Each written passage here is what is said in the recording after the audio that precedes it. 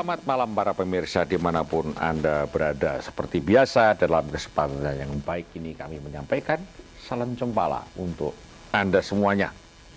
Para pemirsa, sudah tidak 3 kali di dalam acara Cempala itu ada titir Rojopati.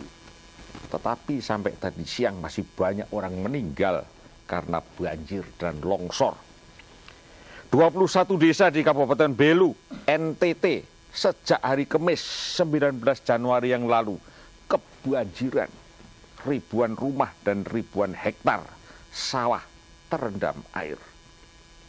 Badan Meteorologi dan Geofisika pada tanggal 11 Januari tahun 2006 memperingatkan awas pada bulan Januari ini akan ada banjir dan longsor yang akan terjadi di Cirebon, menunjuk Cirebon, Magelang, Semarang, Kendal, Kudus, Probolinggo, Sumedang, Majalengka, Sulawesi Selatan bagian selatan, dan Sulawesi Utara. Itu yang dikatakan oleh Meteorologi dan Geofisika. Tidak hanya itu, bumi semakin panas. Menurut laporan Yayasan Pelangi Indonesia, dibanding tahun 51, terus 50 tahun yang lalu, panas bumi Indonesia sudah meningkat, naik 1 derajat Celcius. Waduh, rakyat tidak hanya kedinginan karena banjir, tapi rakyatku, anak cucuku somben 50 tahun lagi juga akan kicat-kicat karena kepanasan. Sebenarnya saya ingin membuat rangsang Baluarti, tetapi bayarannya tidak cocok. Tapi Mbuh Ding, bagaimana toh? Rangsang Rojopati masih mau? Mau. Rangsang Baluarti.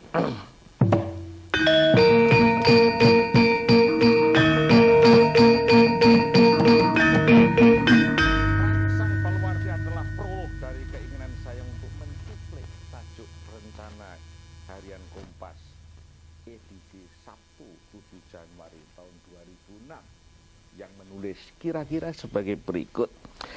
Bencana banjir dan longsor di Jember dan Banjarnegara.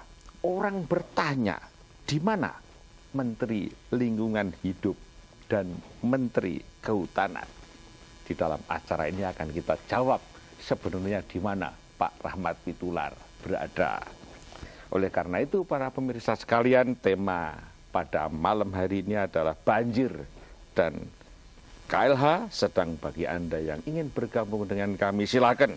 Bagi Anda yang di luar Jabodetabek, putar 021 574 34 dan 78. Sedang Anda yang ada di Jabodetabek, putar 574 34 dan 76. Seperti biasa, pada penghujung acara ini akan ada hadiah Rp250.000 bagi Anda yang bisa menebak apa yang akan kami tanyakan nanti. Dan semua ini bisa berjalan karena kerjasama antara Senawangi, Televisi Republik Indonesia, Kementerian Lingkungan Hidup Republik Indonesia, Sanggar Radiwaluyo pimpinan Mbak Wati, dan tentu saja didukung sepenuhnya oleh Bogasari, sebuah perusahaan tepung terigu menjadi besar karena senantiasa tahu apa yang dikatakan oleh para leluhur. Contoh, tiji, tibeh, mati siji, mati kabeh. Tapi juga mukti siji, mukti kabeh. Itu yang senantiasa menjadi pedoman. Oleh karena itu para pemirsa, mari kita saksikan pergelaran wayang kulit dengan cerita Sumantri Ngenger, dalangnya dalang edan-edanan Mas Sentoh Susmono ya rak Mas. Betul, Bapak. Iya, namun sebelumnya mari kita lihat dulu apa yang ingin disampaikan oleh kawan kita yang satu ini.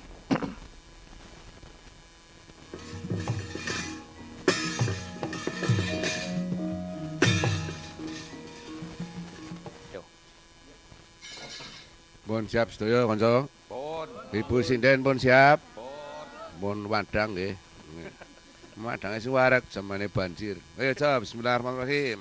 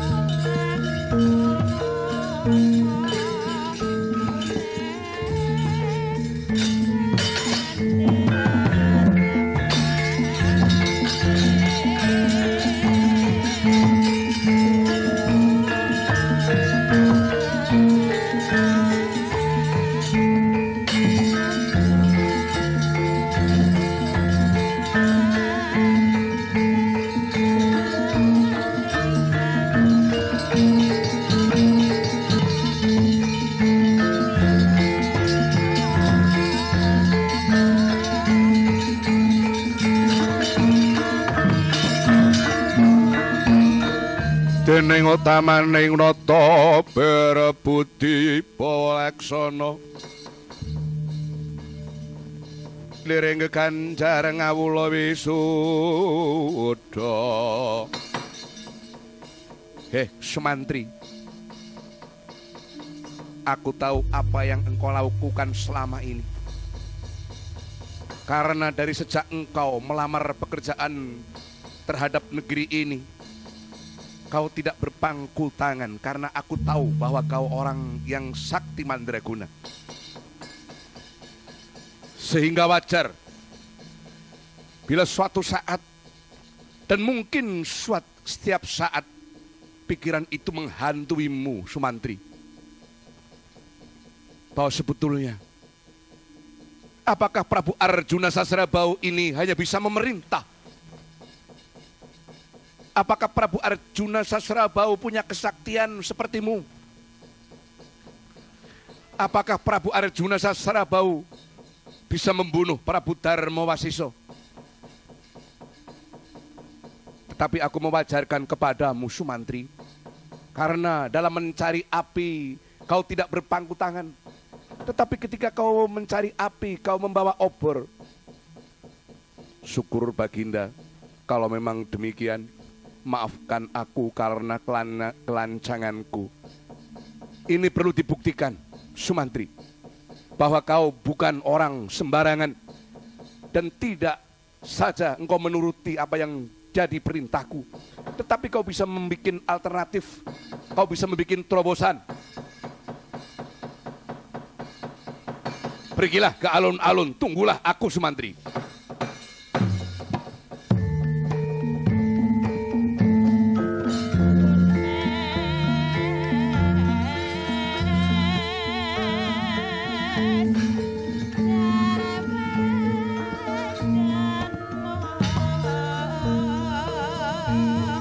Miat lang ning kalang anak Clara Bandamunkan.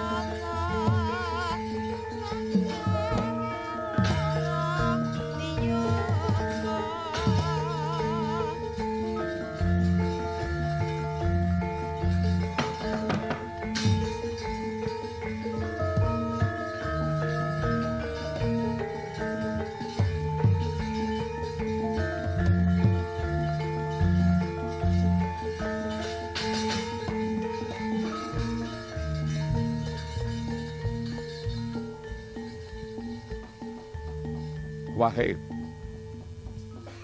Prabu Arjuna Sasrabau, bila engkau kuat menahan pusakaku senjata cakra, aku akan berlutut seumur hidup terhadapmu, Arjuna Sasrabau.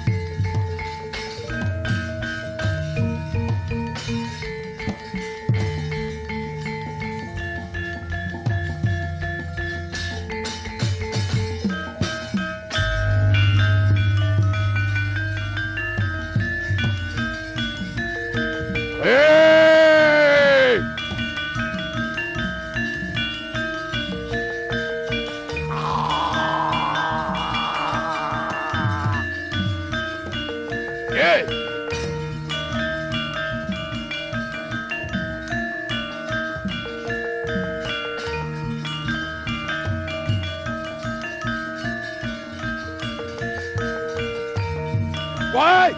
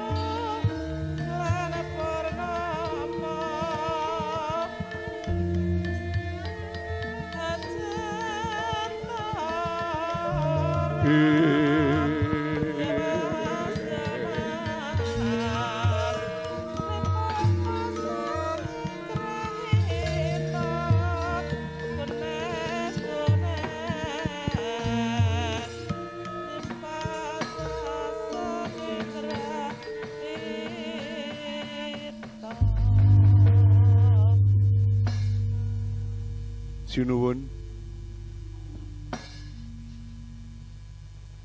hukuman apa yang akan beliau jatuhkan kepadaku? Aku bersiap diri, meskipun aku harus mati. Sumantri, kelengkapan seorang raja itu adalah apabila dia bisa memaafkan terhadap para kaula yang memang tidak tahu. Aku anggap engkau sepertinya tidak tahu siapa sebenarnya Prabu Arjuna Sasrabau. Namun kali ini, biar Dewi Setiawati yang akan membabarkan semuanya terhadapmu. Saya talwarara sapyor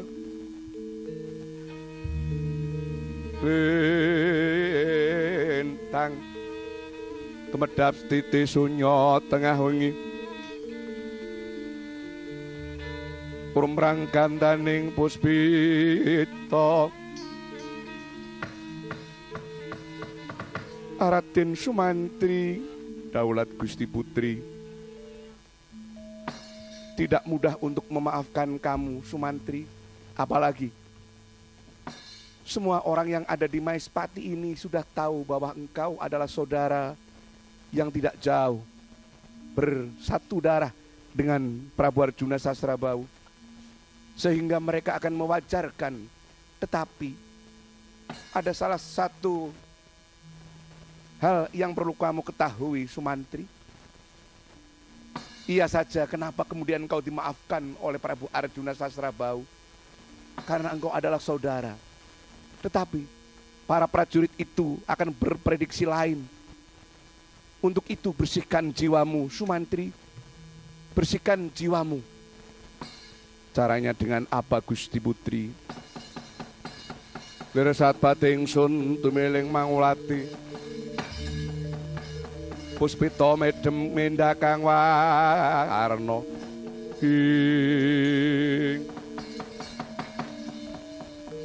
Sumantri, Setiawati adalah mantan bidadari.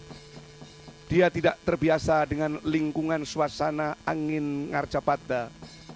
Dia tidak terbiasa dengan air Arcapada. Karena ia terbiasa di Taman Sriwedari.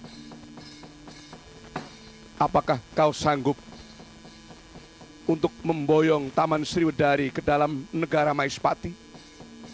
Apabila itu bisa kau laksanakan, lunaslah hutangmu dan maafku akan kuberikan kepadamu, Sumantri.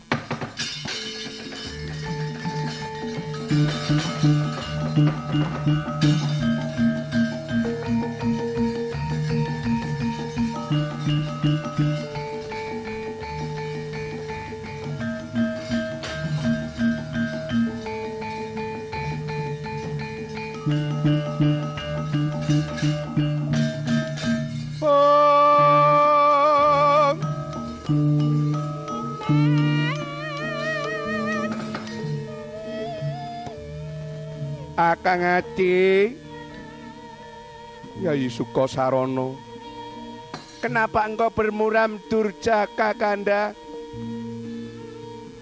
Kau mengatakan sanggup untuk memutar, kemudian memboyong Taman Sriwedari. Tetapi kenyataan ini kau tidak akan mampu. Untuk itu, kakakku Sumantri, berpikirlah lebih dahulu, setapak demi setapak, apa yang akan engkau berbuat. Duh, Sukosrono, hei, oh,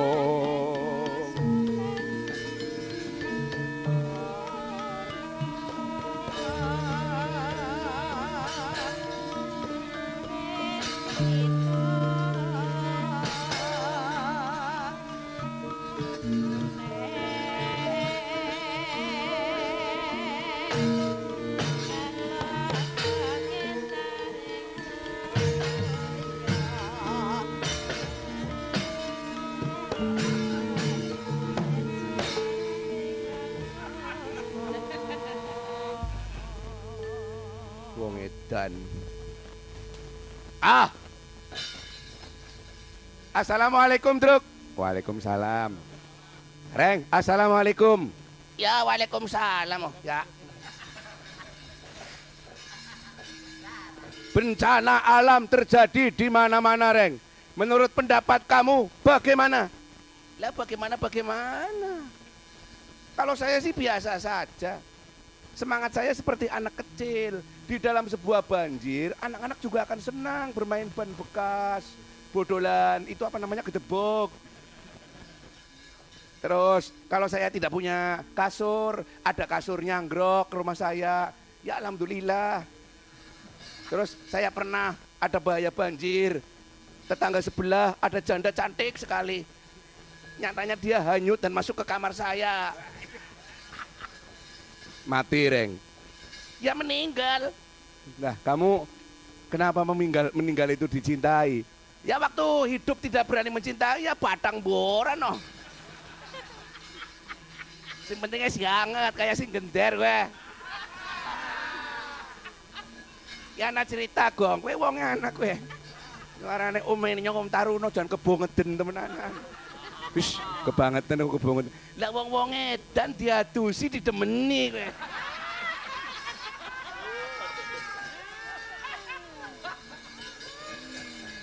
Barang lagi didemeni dasar wong edan ya.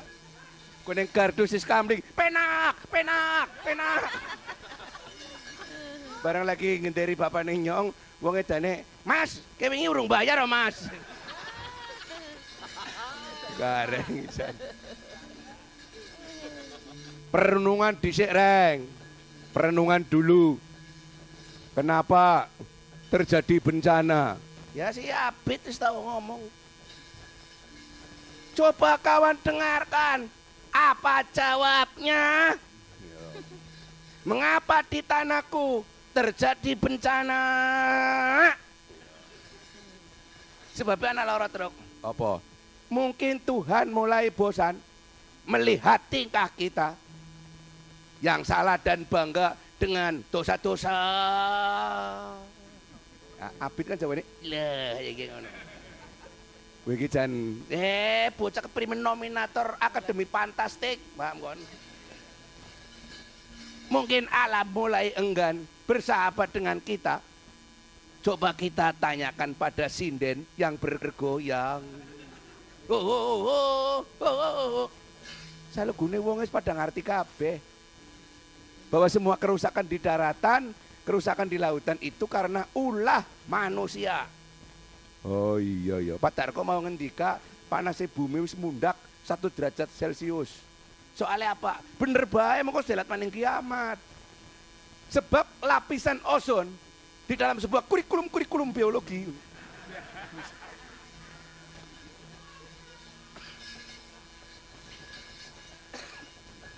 Lapisan ozon sudah tidak mampu menampung limbah yang dari bumi. Oh. Ngono toh. Iya, dulu setiap 2 hari sekali pasti ada pelangi. Pelangi di matamu. Tapi sekarang mana ada pelangi? Oh iya ya, Reng ya. Nah, kalau orangnya tidak mawas diri dan orangnya tidak segera memperbaiki diri, bonggan. Yang tahu pokoknya anak banjir ya wong nyong cilik yang gerak neng kelapa wis selamat tuh ya. Pokok sing kaya gede nemen kaya iki. Glundung. Sing selamat aku ya. Nek ana bahaya banjir malah mung sadedeg. Iya karuan kok. Tsunami. Kowe jare wingi nang Aceh. Wos nyong jengkel nemen. Dendam nyong. Golete sing arane tsunami. Boleh sing jenenge tsunami piye? Kurang ajar kok. Penduduk Indonesia terutama Aceh kok nganti dipateni nganti pilang-pilang atus ewu. Tak golete nyong gawa pedang, ketemu karo tsunami tak bacuk temenanan. Lah jebulane tsunami lagi dadi manten. Lah kok dadi manten piye? Ya dadi manten kuwe yo. Barang nyong ke tsunami lagi dadi manten ke. Engko bar manten tak bacuk. Bisane kowe ngerti nek kowe dadi manten? Lah protokole sih ngomong pengantin sekarang sudah menjadi tsunami istri. Suami kok tsunami. Reng, fenomena Raden Sumantri gimana? Sumantri itu adalah sosok seseorang yang kreatif. Angger cara menteri, ya saya kira ora didulang mangap karo apa daure presiden. Presiden ora kayak malaikat apa-apa ngerti. Presiden ya wong. Iya. Pemanik presiden Indonesia kayak tentara. Tentara nyekel peluru, orang nyekel duit. Nyekel duit wakile kok sing gal gilemen. Siapa? Yusuf Kala sing kumise kayak Asmuni. Jelirit. Kowe nek ana wonge wani ngomong kaya kowe. Wani wong ora ngerti bahasane. Memang harus menawarkan bargaining program. Niki gimana? Punya alternatif. Mung baen si Sumantri terlalu kebantasan milik gendong lali. Orang sadar dheweke paling-paling mungko diangkat jadi patih orang nomor 2. Nantang karo wong sing nomor 1. Ora wurung dong etewe kramali nangis. Ya oleh ganjaran kon. Muter Taman Sriwedari. Yang muter Kramat Tunggak bangele para nemen kok. Muter Kramat Tunggak. Iya didajak nang Islamic Center. Oh iya. Yo diparane kayak apa? Piye Gong, menurut pendapatmu piye Gong? Pendapat sing ndi? Yang mana? Bencana ini loh, biarkan teruskan ada bencana. Di balik bencana pasti ada hikmahnya. Biar Tuhan yang mengaturnya. Tuhan, kau di mana? Alamatnya di mana Tuhan? Aku ingin segera ke sana. Oh modar kowe. Mau minta saran dan mau minta tolong agar negara kita bisa ditulungi, Truk. Ya, bareng-bareng. Kalau semua komponen bahasa ini bersatu, ahlinya di dalam kesenian, di dalam ekonomi, yang jadi menteri, yang jadi staf menteri kayak Pak Rahmat itu, betul-betul memang ada niat untuk memperbaiki negara ini, pasti Tuhan memberi jalan, Gong. Oh, insya Allah ya.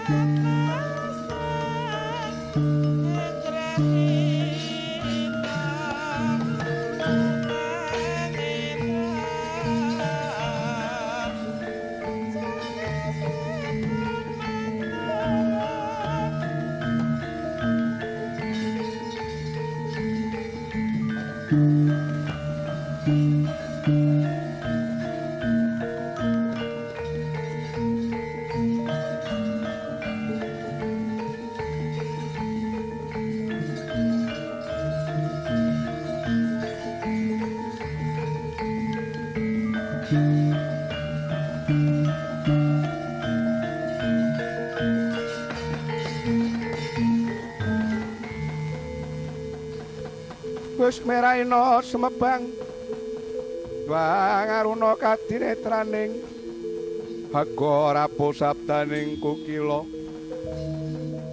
ringkani goro saketer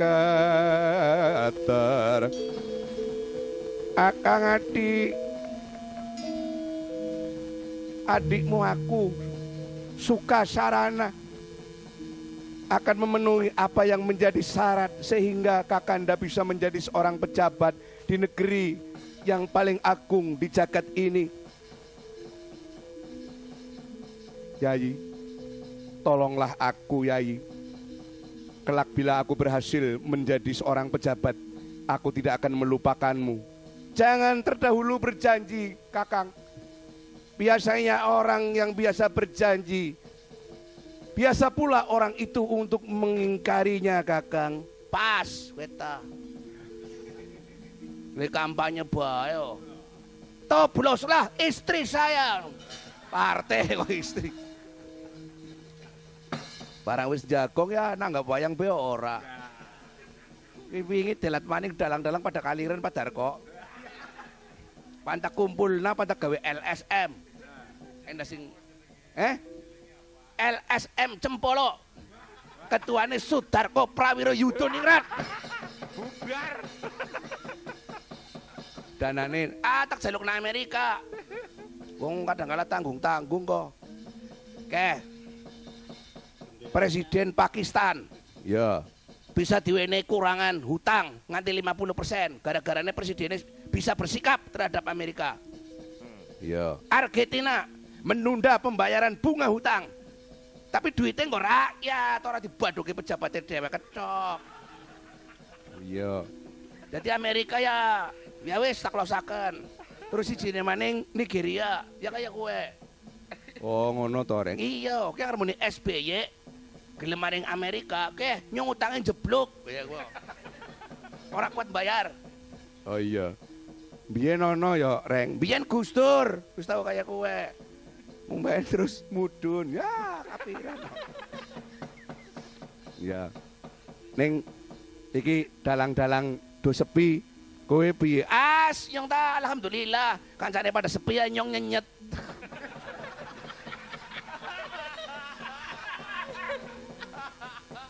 Mulane awak lara-lara kayak ki mangkat sih lumayan koneng cempala siji.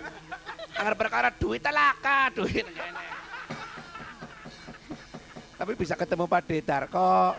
Bisa ketemu karo staf menteri, bisa manjing televisi. Bisa ketemu Wati ya, Wat ya.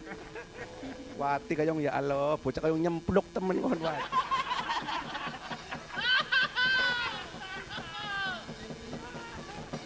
War kawinan ngomong karo nyong. Arep dikapakke, Terutama ngerkon meteng, pengen bayine lancar, ngundang nyong. arep diapakke. Tak rewangi ngeden. Ampun anu, jangan terlalu mudah berjanji. Tidak, Ponokawan. Kali ini aku sangat malu sekali di hadapan para punggawa Raja Agung Maispati. Aku sepertinya tidak punya muka. Kakang Sumantri, biar bukan hanya aku yang membantumu, mari kita bersama-sama memanjatkan diri kepada Sang Ilahi dan para dewa-dewa di Kahyangan untuk bisa memutar puja dan memboyong Taman Sriwedari. Ayolah adikku, mudah-mudahan alam ini berpihak kepadamu, Kakang Sumantri.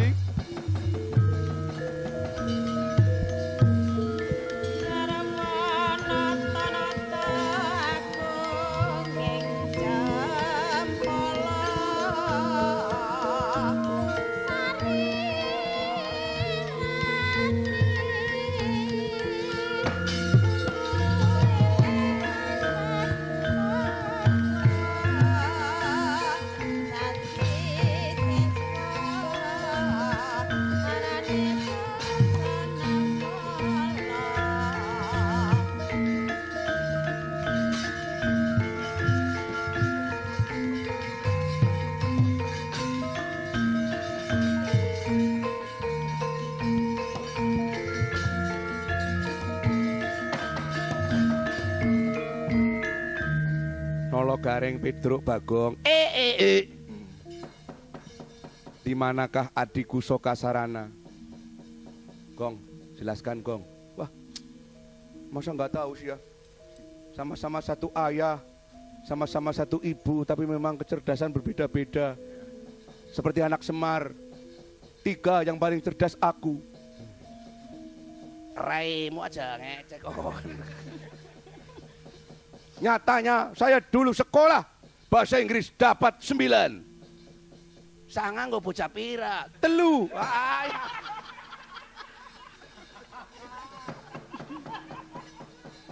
Dobol raimu. Memang benihnya lain-lain. Dulu Semar ketika baru turun dari Kahyangan, kenapa beranak gareng? Kamu tahu? Primensi. Semar dipecat di Kahyangan karena dia adalah playboy keras murahan. Kayak neng kene ya Taruno lah. Kui umu ya monyong. Aku tahu ngancani dene demenan. Waktu isi cilik ya. Mulane bocah kene hati-hati sing duwe anak wadon war kowe lho wis pokoke. Mulane awet enom ya. Aku Semar di Arcapada sudah tidak ada manusia di sini. Oh, jagat belum ada manusia belum. Tapi adanya pengemis. Loh, manusia belum ada kok pengemis. Manusia belum ada tapi pengemis sudah ada. Bukankah pengemis itu manusia? Iya, pengemis juga manusia. Tapi tua itu umurnya. Makanya kalau ada pengemis jangan pernah ditolak untuk memberi. Oh iya. Lanek pengamen. Aku tahu dikerjaini pengamen, Tru. Tapi aku rak reka-rekae. Wong pengamen ki sok kalau mangsane wong lagi mangan greng. Lah kuwi terus aku nang omah rindu. Mengapa rindu hatiku? Yang punya rumah ndak ada. Lunga. Terus dalam aku berkelana. Yang punya rumah ndak ada. Lah jebulane pengamene takon karo tanggaku. Piye? Rumah itu kok kalau ditanya mesti ada orang yang mengatakan yang punya rumah ndak ada. Lah itu yang punya rumah. Lah terus paginya dia ngamen. Ngamen apa? Reng. Lagune lagu apa kae lho? Lagu sing kae. Lalen ya kon. Aku kaku kaya ngono. Rasa cinta. Terus aku gembar toh. Yang punya rumah ndak ada? Pasti ada. Kali-kali tak kei. Adinda sudah bersama-sama dengan Taman Sriwedari menancapkan paku-paku dan fondasi-fondasi itu, Bendara. Adikku di Sukasarana, terima kasih.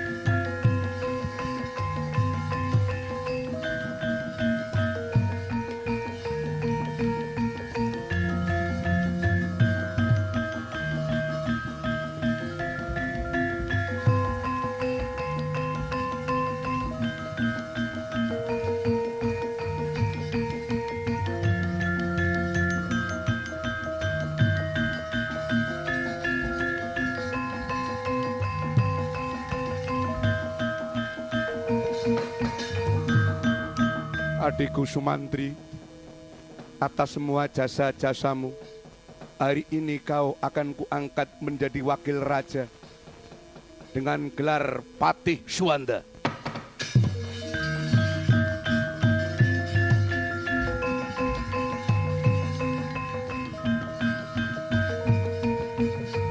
Sinawan.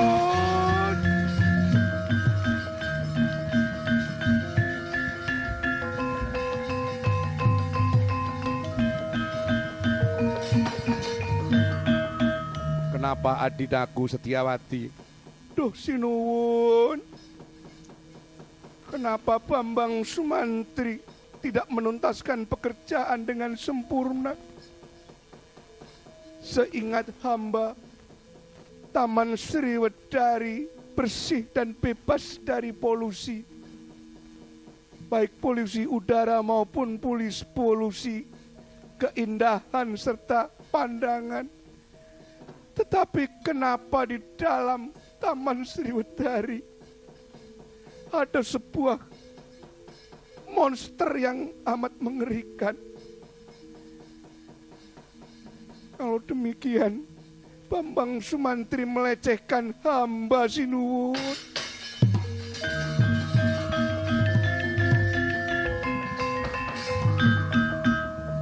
Sumantri, daulat Baginda, tuntaskan pekerjaanmu agar tidak ada ganjalan di dalam hal ini.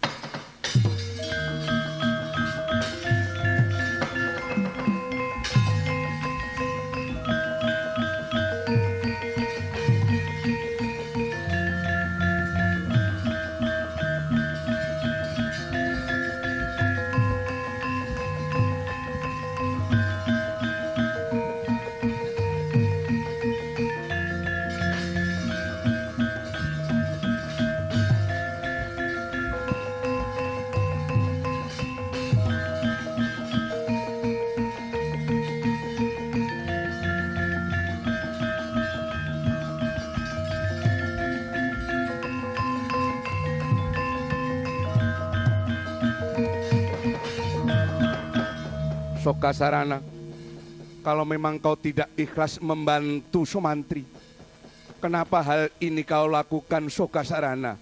Loh, yang mana Kakang Sumantri? Kenapa kau tidak segera meninggalkan Taman Sriwedari, sehingga Gusti Putri Setiawati melihat wewujudanmu? Dia berteriak histeris. Oh, yang salah kamu, Kakang. Menancapkan Taman Sriwedari itu harus tuntas. Akar tunggang dan akar serabut itu harus tertancap di dalam bumi. Dan penyesuaian alam serta penyesuaian atmosfer itu akan membutuhkan waktu yang lama. Paling tidak 40 hari. Tetapi kenapa baru 3 hari? Kau tidak cegah Sinuhun Prabu Arjuna Sasrabau untuk tidak meninjau taman itu dulu. Bukan salahku. Keparat kamu, Sokasarana. Aku yang salah, Kakang. Kamu menolong aku, tetapi sekaligus kau melemparkan aku ke dalam jurang kesengsaraan. Apakah kau akan menunjukkan kepada negara Maespati bahwa sebetulnya yang bekerja selama ini bukan Sumantri tetapi engkau? Sokasarana, kau adalah adikku, tetapi aku anggap kau lebih jahat dari musuhku.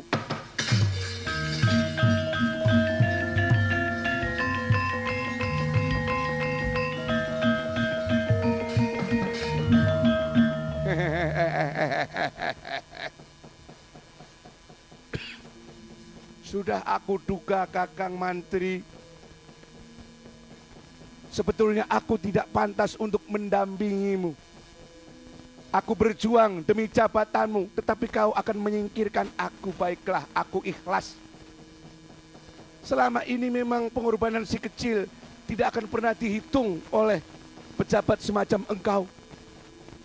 Tetapi perlu kau ketahui, Sumantri, bukan saja engkau berambisi untuk menjadi patih di negeri ini, tetapi bila kau merasa jujur, pemboyongan Dewi Setiawati sampai dengan keperbatasan tanah Maespati, engkau apakan dan engkau pengaruhi dengan apa Setiawati itu? Keparat.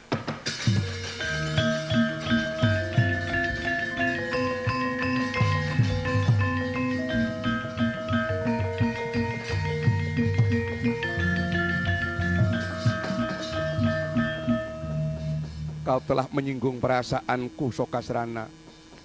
Kakang, kenapa kau mengeluarkan senjata itu? Bila kamu ingin menjadi pejabat negeri ini, aku yang mengalah. Senjata cakra, terimalah dan bunuhlah aku. Oh, begitu, Kakangku. Kalau memang demikian pilihan itu tidak ada lain, Sumantri atau Sokasarana, Kakang.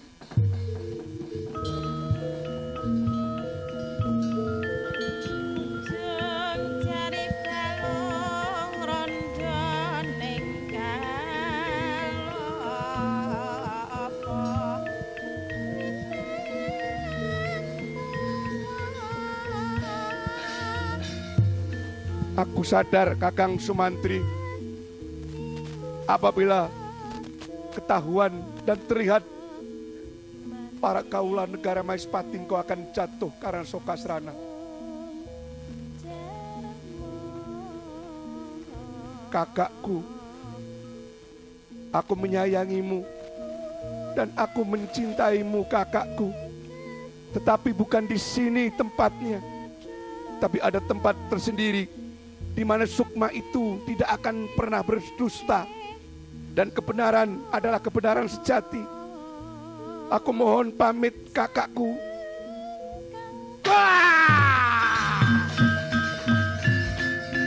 Sukasarana!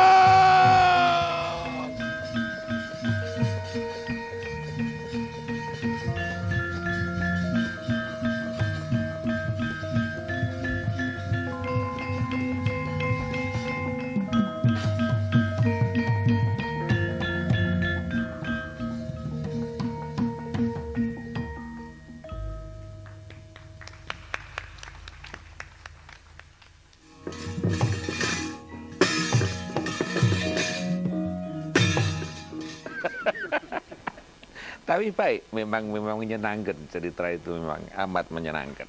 Untuk mengupas mengenai masalah banjir dan lingkungan hidup kaitannya dengan Sumantri. Tadi di studio telah hadir 3 orang narasumber.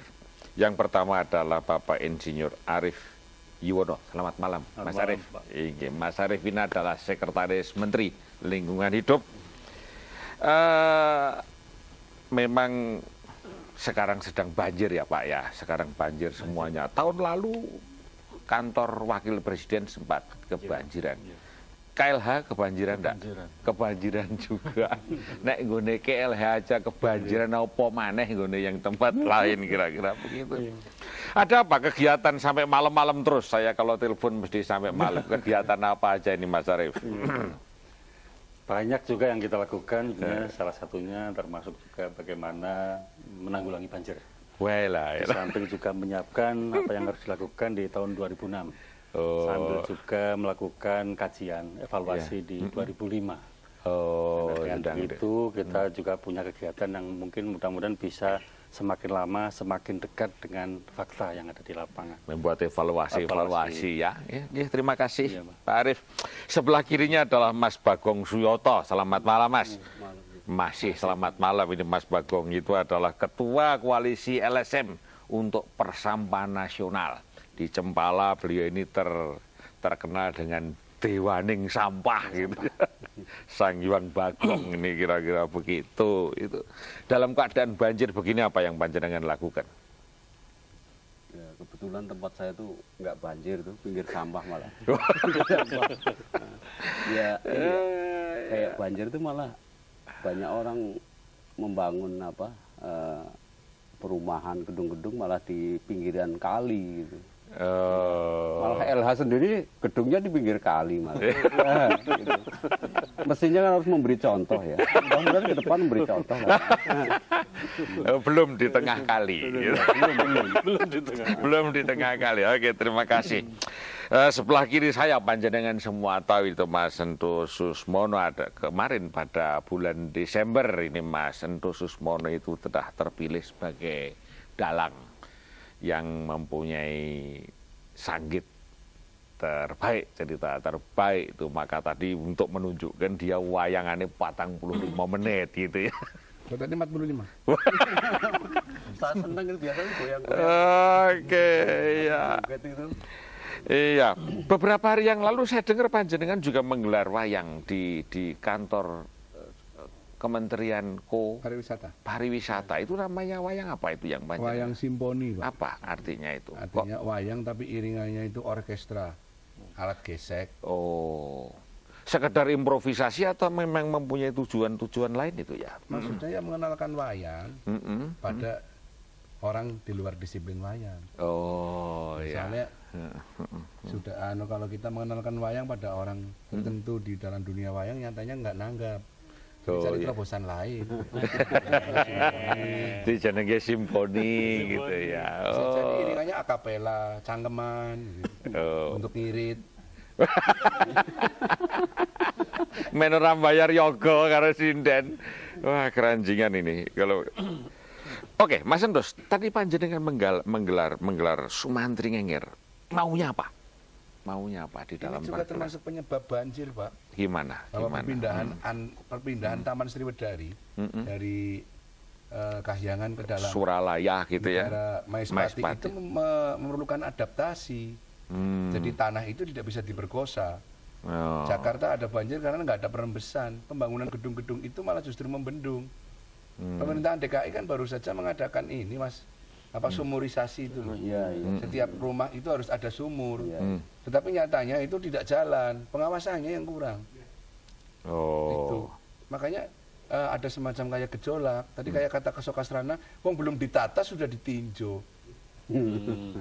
Seperti sekarang kayak penanaman kabel telepon, terus kemudian pembuatan bahu jalan, itu tidak ada semacam koordinasi yang baik, sehingga hari ini dibangun, besok dibongkar lagi, itu menghambat sirkulasi air, gitu, Pak. Oh, karepe juga nyindir-nyindir tau ki mau karepe itu. Bukan nyindir loh. Malan ngelokke gitu ya. Faktanya. Kalau pengen nggak banjir, Jakarta dibom kayak Hiroshima dan Nagasaki. Itu Terus? banjir. Terus? Nek ra banjir terus piye kuwi nek bar dibom? Enggak banjir kan karena ada sirkulasi terus pembuangan. Ganda ini jok gue. Iya, oke. Sekarang saya kembali kepada Mas Syarif. Tadi permulaan saya memberikan komentar tentang tajuk mengenai Kompas ya. Sekarang di Bojonegoro banjir di apa itu namanya? Semuanya ladu gitu ya. Di mana Menteri KLH? Komentar panjenengan bagaimana mengenai itu? Komentarnya aja. Komentar saya terhadap pojok Kompas sebetulnya. Jadi sebetulnya KLH punya peran penting sekali.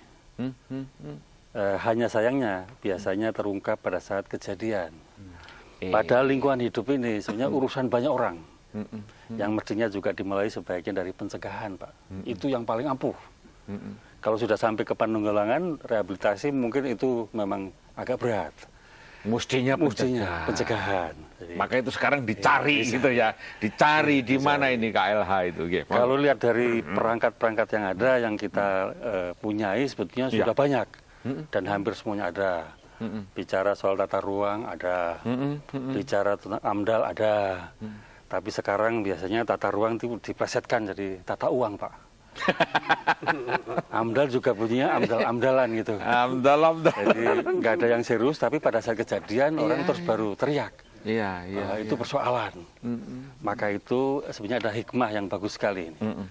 Dengan adanya banjir yang juga sebenarnya kita tidak harapkan, tapi itu menggugah kita semua.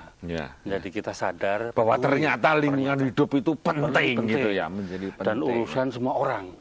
Kalau kita menghidup udara, saya kira tidak perlu juga meminta izin ke kantor lingkungan hidup. Demikian juga kalau itu mengkotori, saya kira juga kita sendiri sudah harus sadar. Selain juga mungkin juga meracuni kita sendiri, juga meracuni orang lain, Pak. Bangsa kita. Pendapat panjenengan gimana mengenai Kompas tadi? Saya tidak membaca karena saya kandani tadi kan saya sudah karena saya itu sama masyarakat. Tak kandani Kompasnya munine ngono. Ya mungkin ya sekarang itu mungkin ya bunyinya, aksinya itu mungkin LH ya, Kementerian Lingkungan Hidup mungkin semakin baik. Cuma kan ini perlu tangan ini di daerah-daerah ini. Jadi harus nyambung dalam aksinya itu antara KLH itu dengan pemerintah daerah. Di daerah. Iya, karena sekarang kan mungkin alasannya otonomi daerah, dikit-dikit ini kekuasaan saya di daerah, ini nggak ada hubungannya.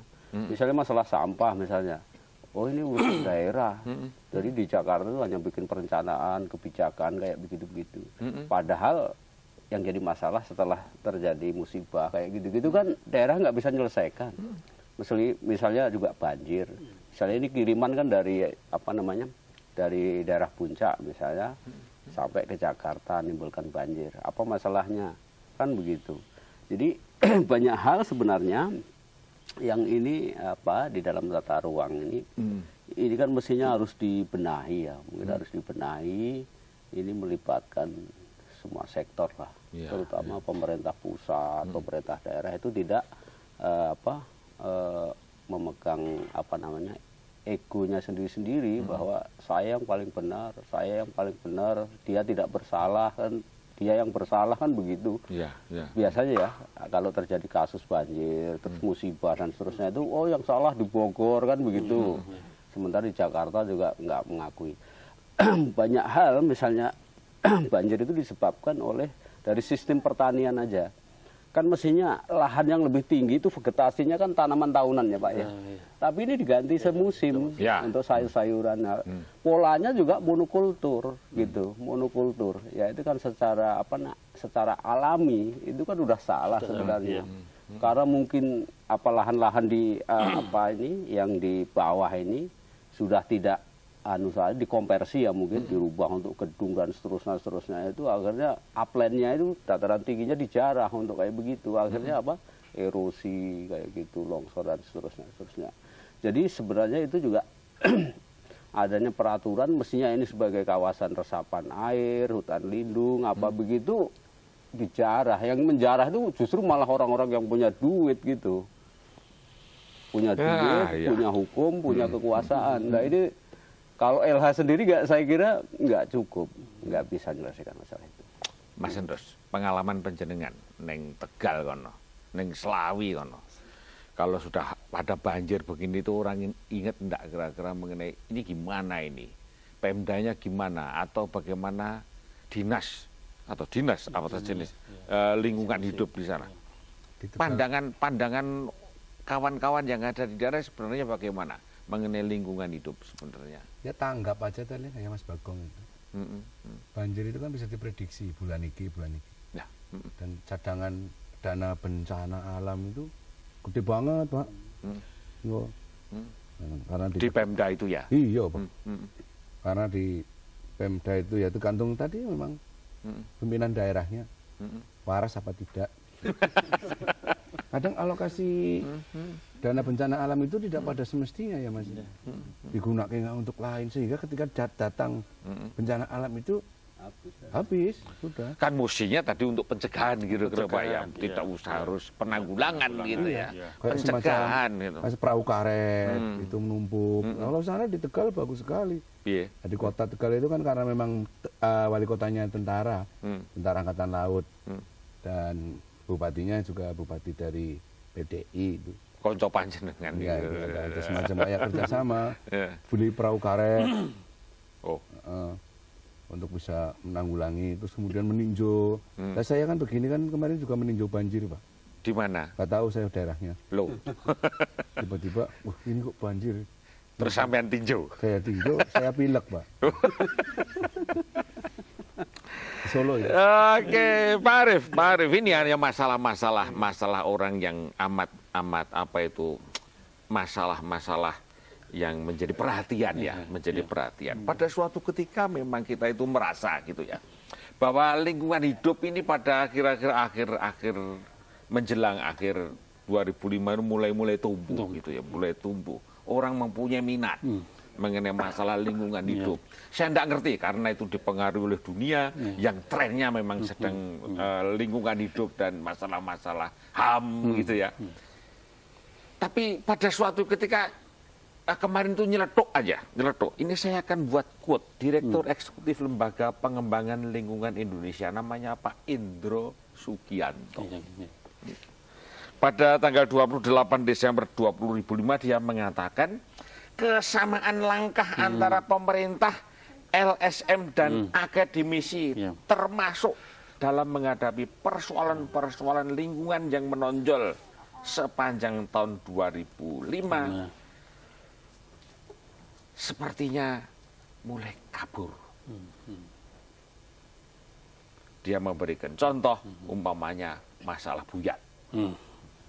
Tanggapan panjenengan? Ya, mungkin memang kalau kita lihat persoalan lingkungan ini menjadi kabur penanganannya, karena 5 tahun terakhir malah persoalan itu meningkat, ragamnya menjadi semakin besar, semakin banyak. Kemudian juga ada pelaksanaan otonomi daerah. Memang otonomi daerah juga kita inginkan agar supaya kita bisa punya kewenangan yang langsung di lapangan untuk mengatasi lingkungan.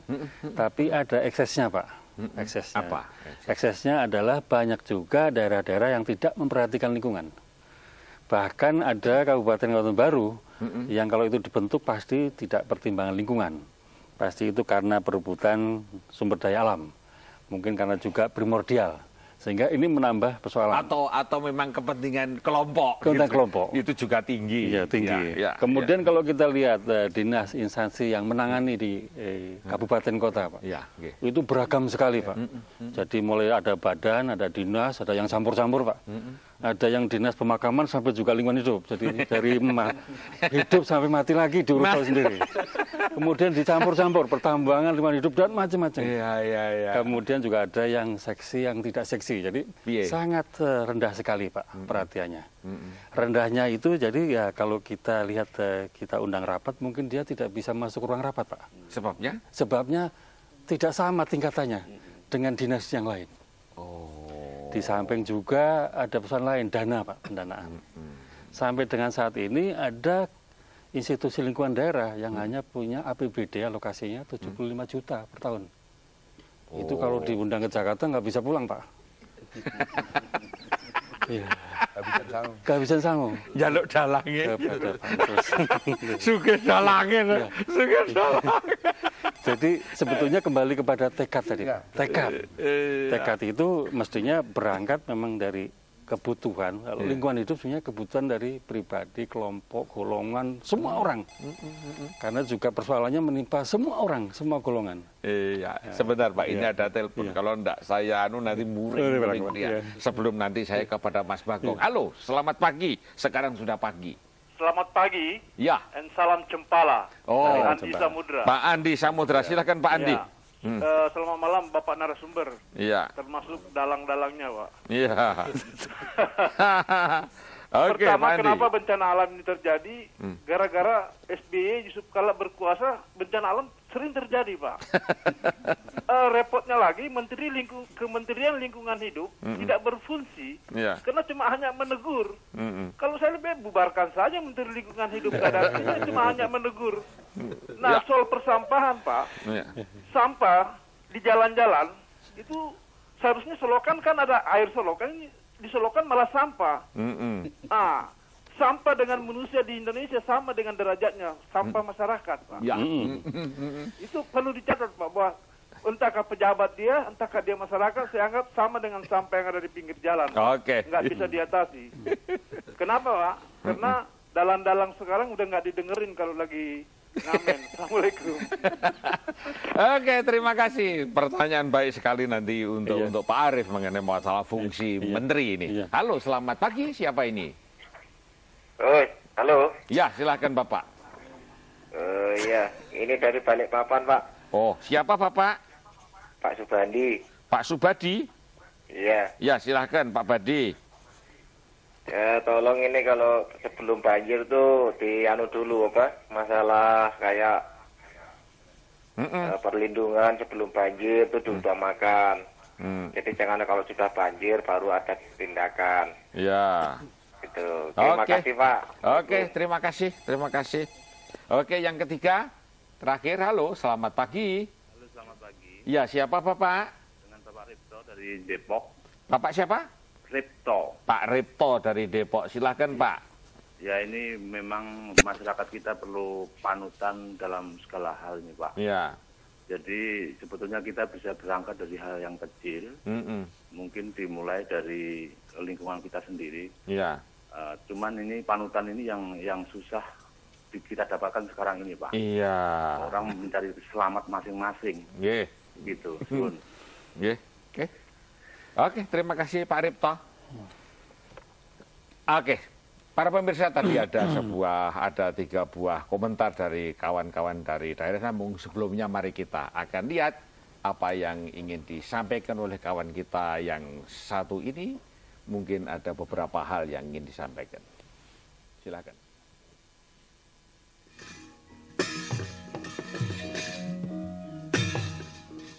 Pak Arief, mari kita akan mulai lagi. Pak Arief, tadi ada beberapa masukan dari kawan-kawan di daerah, umpamanya dari Pak Andi Samudra, Pak Subadi, dan Pak Ripto. Khusus mengenai Pak Andi Samudra, mengenai masalah peranan daripada Menteri Lingkungan Hidup. Ya, terima kasih Pak Imam Andi Samudra. Jadi tadi disinggung bahwa lebih baik dibubarin. Tapi kalau ada masalah, apalagi dibubarin ya, agak repot lagi ini persoalannya.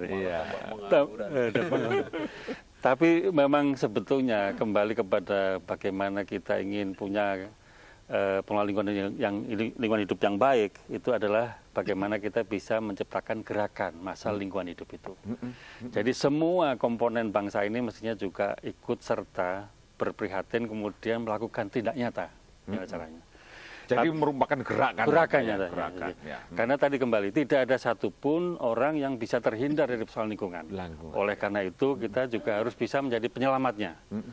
Kemudian khusus untuk KLH sendiri sekarang sedang meningkatkan kemampuannya melalui revisi Undang-Undang 2397. Jadi ada kewenangan kabupaten, kota, provinsi, dan pusat pasti kita atur lagi. Di lingkungan hidup tidak ada keinginan bahwa kabupaten kota kuat, kemudian pusat lemah, kemudian provinsi lemah, tapi semuanya harus kuat untuk lingkungan hidup. Kemudian daripada itu ada juga keinginan kita untuk meningkatkan apa yang disebut penyidik bagian negeri sipil. kalau bisa menangkap tangan seperti di Bea Cukai dan Imigrasi. Karena dengan menangkap tangan mungkin bisa lebih pendek proses yang kita lakukan untuk bisa memeja hijaukan pelanggar-pelanggar hukum. Dan yang ketiga, kita ingin juga memberikan sanksi yang seberat-beratnya bagi pelanggar hukum. Sebentar Pak, yang dipersoalkan oleh Pak Andi Samudra tadi itu sebenarnya begini. Kalau kewenangan daripada kementerian itu hanya menyarankan, hanya menegur, bubarkan aja gitu.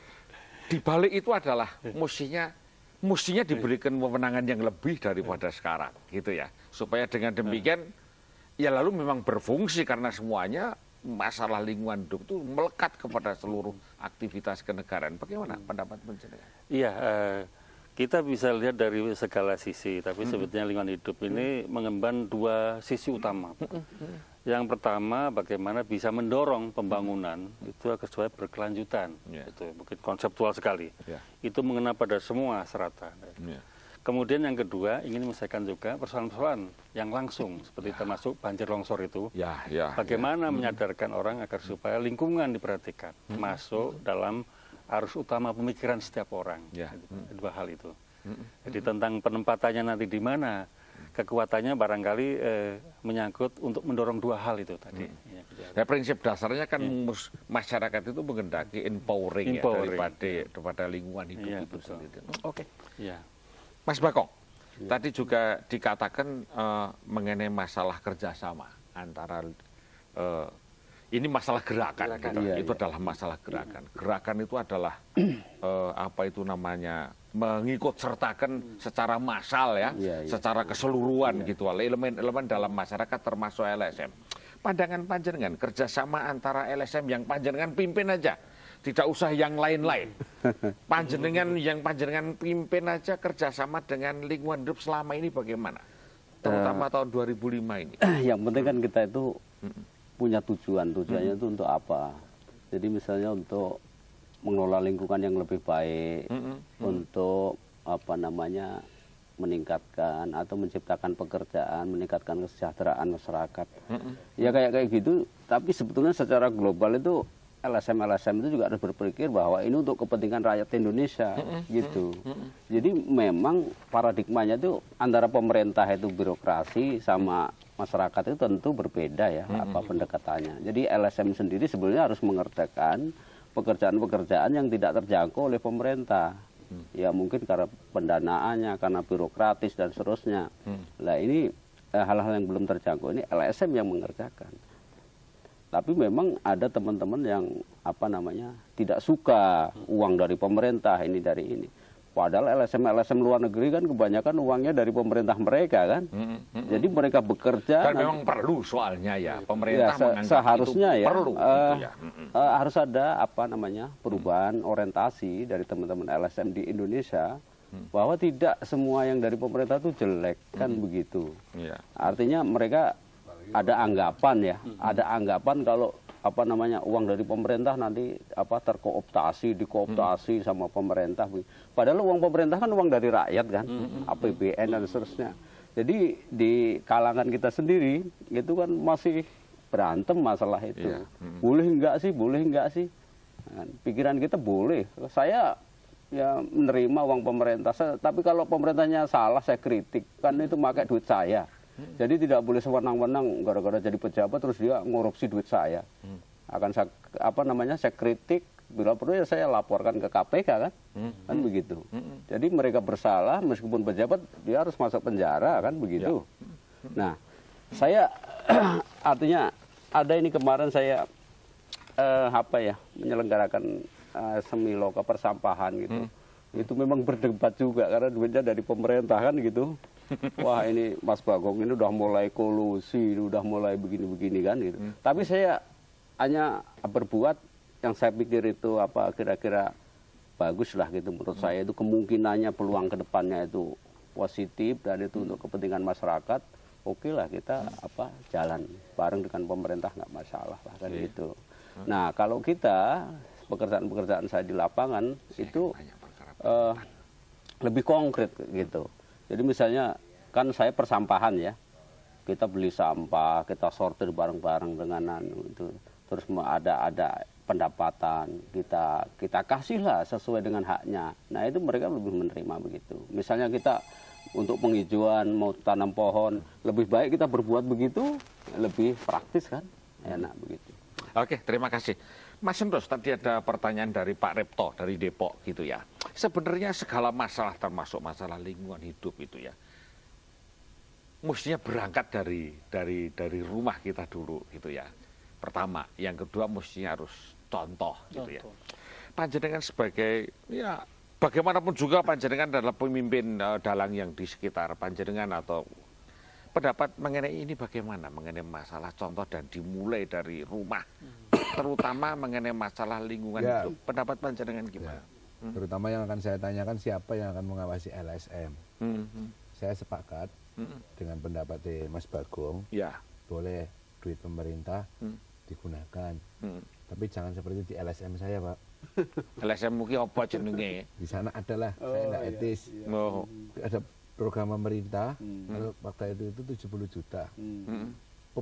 Ada program penanaman kembali bambunisasi di pinggir-pinggir kali itu untuk penahan longsor. Kalau menurut pendapat saya, mulai dari kakek saya yang namanya menanam bambu itu kan mesti dari bogolnya. Itu enggak, Pak. Beli bambu lonjoran, ditugeli, dilanjutin, ditanjep-tanjepin. Saya pikir pramuka apa ini? Itu permasalahannya. Yang kedua, Pak, merusak lingkungan itu hukumnya sama dengan membunuh manusia. Jadi kalau bisa revisi undang-undang ini bahwa sanksinya harus sama paling tidak dengan membunuh manusia. Yang namanya membunuh itu baik disengaja atau tidak disengaja hukumnya sama. Saya kira begitu. Lalu kemudian kalau LSM di daerah itu gagah-gagahan gitu loh. Iya toh. Gagah-gagahan. Memang saya kan sudah ngomong kalau kamu galak jangan celutak. Kalau kamu celutak jangan galak. Ora wani galak pancen. Iya. Kalau kamu meminta kepada duit ya kamu jangan galak dong. Ini kamu dituding lainnya gimana? Akhirnya ngeletak, Pak. Oke, contohnya. Baik, masih ada pertanyaan yang akan masuk. Halo, selamat pagi. Siapa ini? Selamat pagi. Pagi. Ya, siapa Bapak? Irsan. Pak Irsan dari? Irsan di Majalengka. Mana? Majalengka. Majalengka, Pak Irsan. Silakan Pak. Ini maksudnya gini, Pak, siapa tuh? Pak Sekretaris Menteri ya? Iya. Jadi kalau bisa lembaganya dulu dari atas, yang pasti gitu dulu ya, supaya ada kewibawaan gitu ya, kewibawaan ke daerah dan daerahnya juga. Tadi kata Pak Irsan, katanya ada seksi juga, ada dinas, ada apa lagi itu ya, nggak puguh gitu, nggak puguh nggak. Iya. Pak Arif. Ya jadi harus ini dulu, harus apa namanya tuh. Semuanya, seluruh Indonesia, di kota maupun di kabupaten harus jadi dinas, diinstruksikan jadi dinas semuanya. Nah, supaya apa?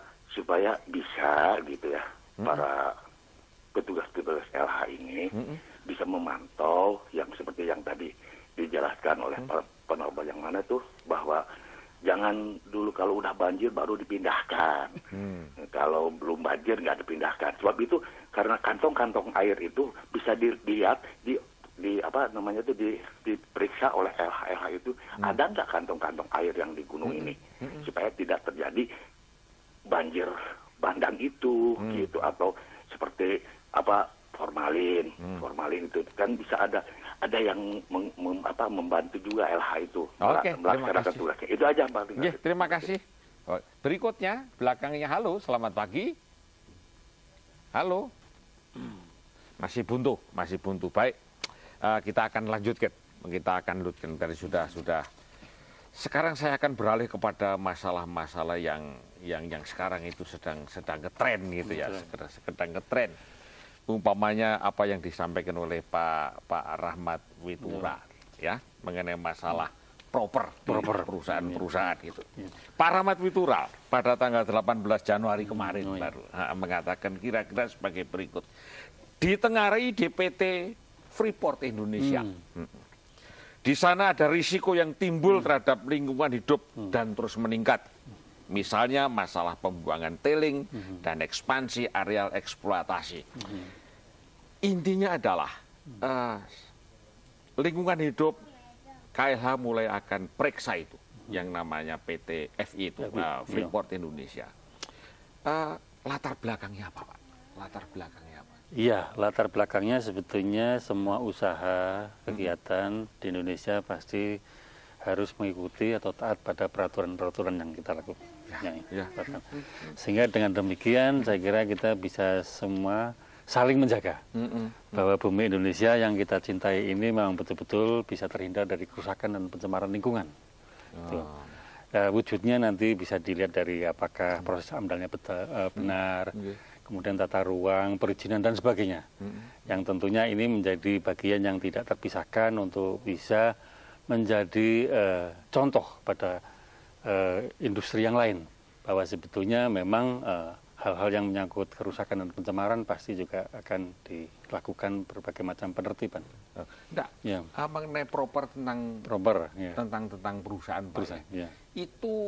Itu sekedar sukarela dari perusahaan itu untuk diperiksa, apa memang pada gilirannya wajib?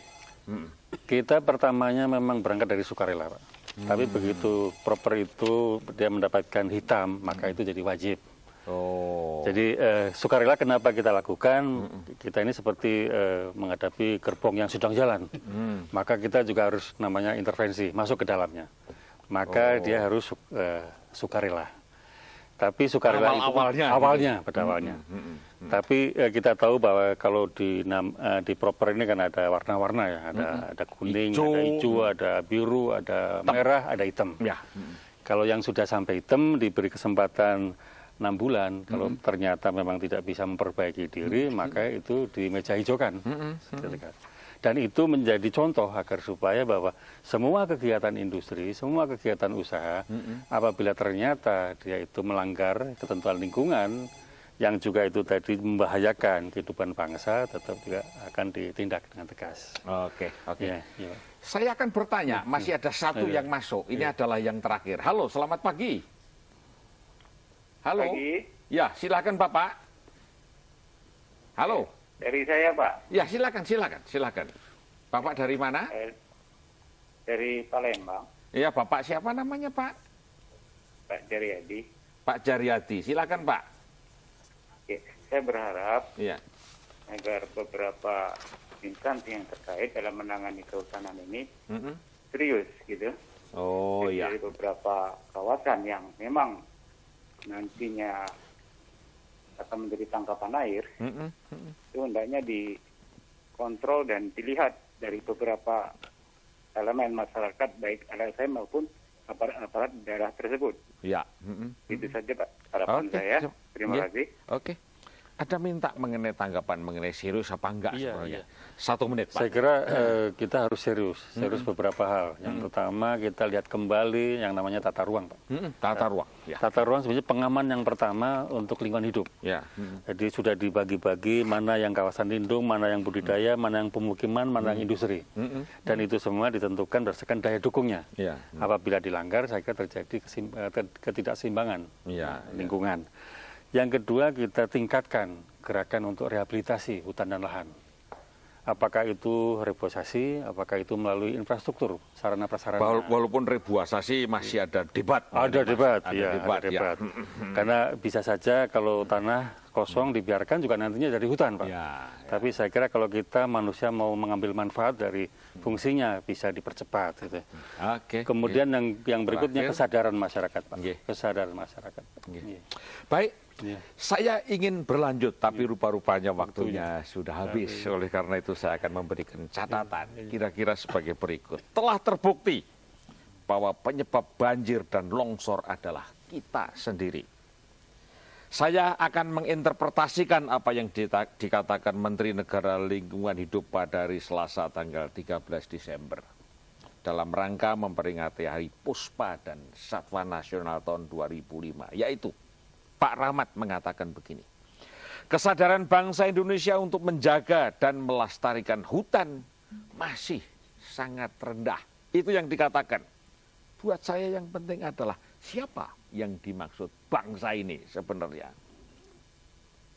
Sebenarnya yang dimaksud bangsa itu ya kita semua ini, dari Bapak Presiden gitu ya, sampai dengan Pak RT. Bangsa. Bangsa secara keseluruhan. Nggak ada T-nya belakangnya. Wah itu. Kacau lalu akhirnya. Oleh karena itu para pemirsa sekalian, mari kita beranjak kepada masalah berikutnya yaitu kuis. Siapa nama mantan Menteri Lingkungan Hidup yang pada tanggal 16 Desember 2005 memperoleh trofi piala dari Kementerian Lingkungan Hidup karena jasanya yang luar biasa dan tak henti-hentinya berjuang untuk lingkungan hidup. Siapa nama mantan menteri? Halo, siapa ini menterinya? Sarwono. Yo, keliru. Masih keliru. Berikutnya, siapa Pak Menteri yang mendapat penghargaan? Mantan Menteri Lingkungan Hidup yang mendapat penghargaan dari Kementerian Lingkungan Hidup. Namanya siapa? Halo? Ini interaktifnya, Pak. Hah? Nah, interaktifnya udah habis ya? Iya, sudah habis kalau begitu. Tidak ada satupun yang mendapatkan ini. Sebenarnya namanya menterinya jelas, Profesor Dr. Emil Salim. Akhirnya terima kasih Pak Arief, terima kasih Mas Bagong, Mas Sentus, Mbak Wati, dan konco-konco. Tentu saja terima kasih kepada Bu Gasari. Saya Sudarko Prawirayudo menyampaikan salam cempala untuk Anda semuanya. Sampai ketemu dalam kesempatan yang akan datang. Selamat pagi.